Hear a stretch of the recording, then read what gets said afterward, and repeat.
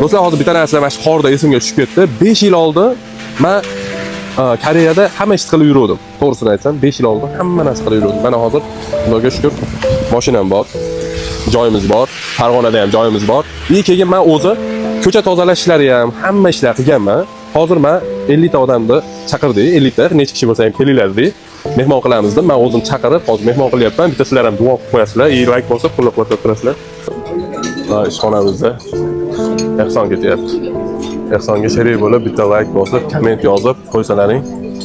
Sizlar ham shu ehsonimizga sherik bo'lasizlar. Do'stlar, har doim o'shancha ehson qiling, aniq tez boy bo'lib ketasiz. Sekin emas.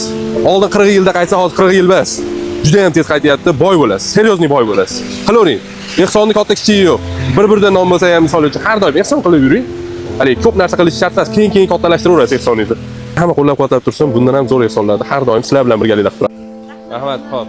Sog' bo'linglar. Uzr kamchilik bo'lgan. Xo'p. Rahmat. Sog' bo'linglar. Alloh akbar. Ilohim. Xo'p, sog' bo'linglar. Xo'p, sog' bo'linglar. Ha, ilohim. Sog' bo'linglar.